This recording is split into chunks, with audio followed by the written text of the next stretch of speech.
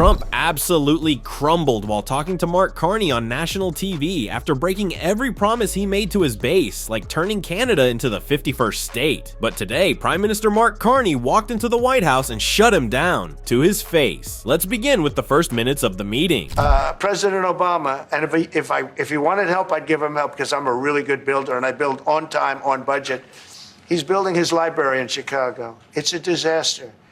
And he said something to the effect, I only want DEI, I only want woke. He wants woke people to build it. Well, he got woke people, and they have massive cost overruns. The job is stopped. I don't know. It's a disaster. This is absolutely insane. Trump is sitting right next to Mark Carney, the former head of the Bank of England and Canada's soon-to-be finance minister. And what does he do? He starts ranting about Obama's presidential library. Not inflation, not the economy, a library. He actually says he's a really good builder. This is the same guy who couldn't finish a wall after burning through billions. Then he blames delays on it being too woke, says Obama only hired DEI people. And I don't like that happening because I think it's bad for the presidency that a thing like that should happen. He's got a library that's a disaster. And he wanted to be very politically correct, and he didn't use good, hard, tough, mean construction workers that I love, Marco. I love those construction workers. But he didn't want construction workers. He wanted people that never did it before, and he's got a disaster in his hands. This is 25th Amendment stuff, and it's playing out in real time. Trump is seated next to Mark Carney, a world-class economist, and instead of addressing, say, the global economy, he's melting down about Obama's library. It's nonsense. Total word salad. He claims the project failed because Obama didn't hire tough, mean construction workers. What is this? A Fast and Furious reboot. This is the same guy who bankrupted a casino, and now he's lecturing world leaders about how to pour concrete. The man is angry, rattled, and clearly distracted because when Trump feels pressure, he panics. He lashes out at his political enemies, even when they have nothing to do with the topic. Obama, Canada, DEI, construction, none of it connects, except in Trump's unraveling head. But here's where it gets good, because Carney's about to respond, and Trump, he's not gonna like what's coming next. And Carney, you can see he's holding back laughter, but stay locked in. Carney's about to hit back hard, and Trump is not ready. But what is he saying here? It's an eruption. It's necessarily on trade. Just to finish, we also have a situation, because everyone says, when are you going to sign deals? We don't have to sign deals. We could sign 25 deals right now, Howard, if we wanted. We don't have to sign deals. They have to sign deals with us. They want a piece of our market. We don't want a piece of their market. We don't care about their market. They want a piece of our market. So we can just sit down, and I'll do this at some point over the next 2 weeks, and I'll sit with Howard and Scott and with our great vice president, who has done a really good job. We have some good news to report on a lot of fronts, but JD will be there and Marco, and we're going to sit down and we're going to put very fair numbers down, and we're going to say, here's what this country, what we want, and congratulations, we have a deal.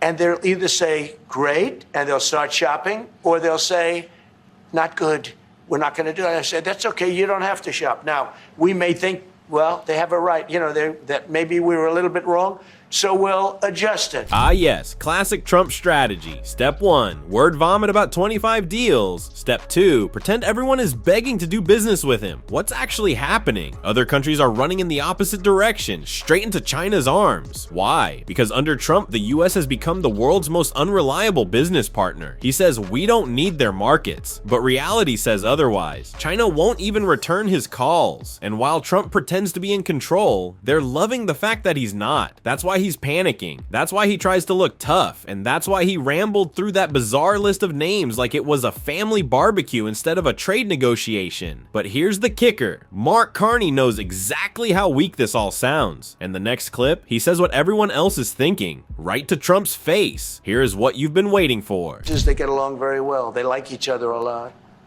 Well, if I may, as you know from real estate, there are some places that are never for sale. That's true. We're sitting in one right now, Buckingham Palace that you visited as well. That's true. And having met with the owners of Canada over the course of the campaign last several months, it's not for sale, won't be for sale ever. But The opportunity is in the partnership and what we can build together. And we have done that in the past. And part of that, as the president just said, is with respect to our own security.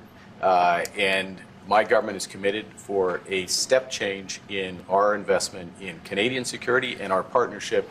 And I'll say this as well, that the president has revitalized international security, revitalized NATO, and us playing our full weight in NATO, and that will be part of it.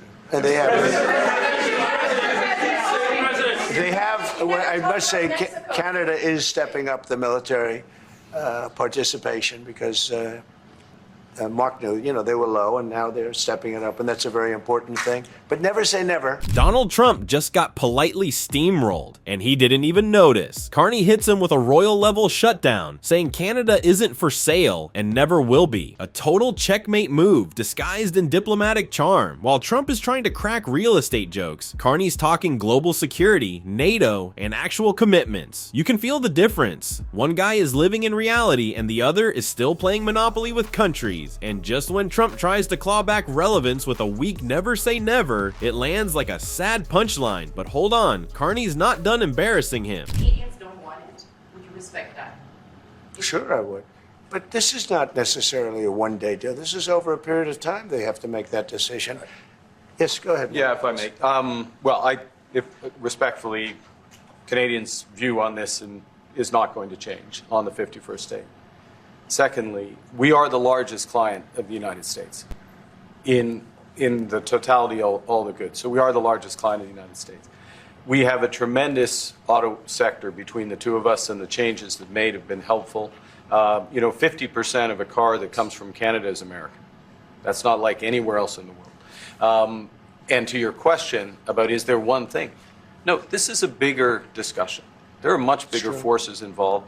And this will take some time and some discussions, and that's why we're here, to have those discussions, and that is represented by who's sitting around. Boom. Canada is not for sale, and Mark Carney made that crystal clear. For all our Canadian friends watching, this one's for you. That's how you deal with Donald Trump. You stay calm, you stay firm, and you let the facts do the damage. Trump throws out a desperate never say never, but Carney shuts it down with cold economic reality. Canada's not budging. Carney knows Trump's game, and he's not playing. And what makes this even wilder is what Trump says right after being humbled like that, because next, he finally reveals what he really wants out of a deal with Canada, and it's ridiculous. Please. What's the top concession you want out of Canada? The top concession you want out of Canada? Concession? Yes.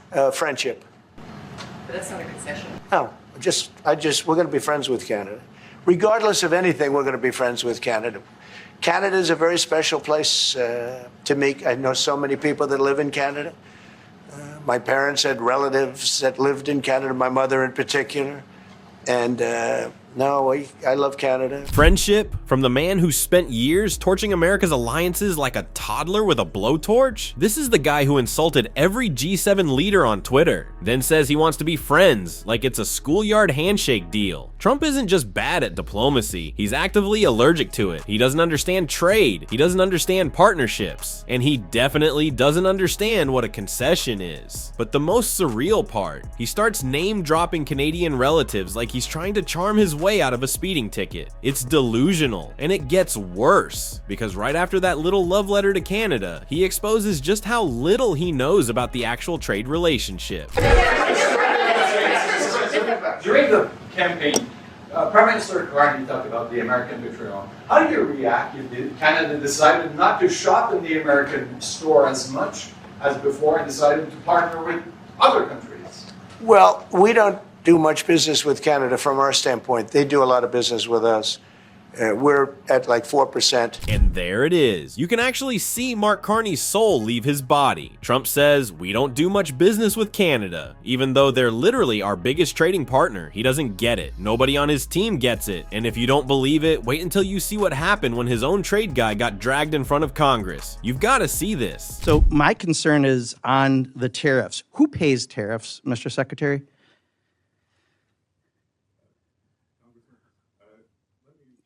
No. Answer the questions I asked, please. I only have 5 minutes. Who pays tariffs? Sorry, well. Who pays tariffs? Sorry, Mr. Secretary, please. Excuse me. The question is very simply, who pays tariffs, Mr. Chairman? The- I'd like him to answer that question. Well, He wants to answer other questions. well, Congressman, if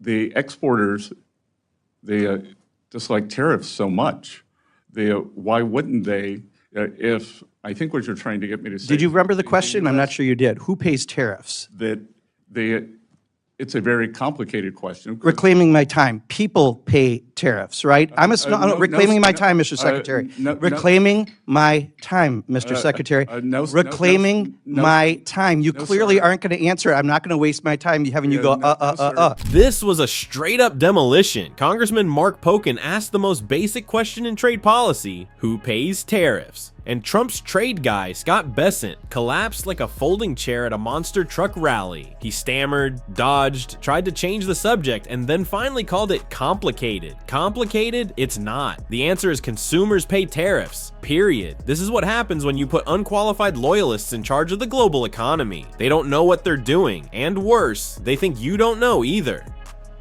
Pocan didn't just expose Bessent, he exposed the entire Trump administration's clown show trade policy. By the way, leave a subscription if you like our content, it would mean a lot to me.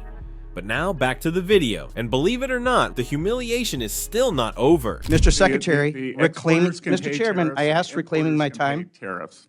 Mr. Chairman, and I asked to reclaim my time. Did I not? No, I said reclaiming my time because he's clearly not answering it. So, yeah, so as a small business owner, and unfortunately I'd like that time back since you failed to recognize me for 30 seconds. So I just recently from one of my suppliers got the tariff surcharge on things. And in addition to the tariff surcharge, guess what else got raised? American-made walnut plaques. That has nothing to do with tariffs, but companies take advantage and do that. So right now, we are getting screwed right and left because of the indiscriminate use of tariffs. That's the reality for Main Street. And you go off to Beverly Hills for private investor conferences and talk about crazy Ivan theories. Answer that. What is the crazy Ivan theory of tariffs that you mentioned at the summit? Well, first of all, sir, I've had meetings with more than 50 small lenders. So I want to clarify that. I would also say that in game theory, strategic uncertainty, of which you seem to like the name Crazy Ivan. Well, it's your words, correct? Didn't you use Crazy Ivan at the Well, you've used it 5 times. And Answer the question, Mr. Chairman. I am saying the strategic uncertainty is part of negotiations. That should we say, Okay, here's what we'll accept. Please take this. Okay, I've got your answer. Thank you. I'm going to reclaim my time again. So for a small business, we don't have that luxury, right? When the ports are empty in California and we can't get goods and people are stocking up for Christmas goods, Crazy Ivan is great for, please don't take this offense, really rich people like you, but for people like me, it's not, right? That's what makes small businesses fail. That's what makes people lose their jobs. That's what makes the stock market tank. So I'll ask one more time, who pays tariffs? Sir, the history would show that it is a complicated mix of who pays the tariffs over various times. So that's exactly the problem. If your answer, and you are a very educated person, you have a very impressive bio, cannot answer the question who pays tariffs because you won't answer that, and you say it's a complicated issue, it's not complicated. Consumers pay Trump's tariff tax. That's the reality. This wasn't a hearing, it was a public dissection. Pocan asked a simple question: who pays tariffs? And Trump's trade secretary gave us a live demonstration of why this administration couldn't negotiate a discount at a garage sale. Scott Bessent tried to dodge with nonsense jargon about strategic uncertainty and something called Crazy Ivan, which sounds less like policy and more like a rejected Bond villain. Meanwhile, real small businesses are watching their costs explode, American-made goods jacked up, port delays skyrocketing, holiday stock missing in action. But sure, keep talking about investor summits in Beverly Hills, because that is definitely helping Main Street. This is why Trump's economic team was a national liability, not because they had bad ideas, but because they had no idea. And shout out to Mark Pocan for cutting through the nonsense and saying what everyone else was too polite to admit. Consumers pay Trump's trade tantrums, period. We'll keep calling it like it is, every time. If you're here for that too, hit subscribe, smash that like, and flood the comments with hashtag Mark Carney because he did great. What Trump does next, even we couldn't make it up. Click on it.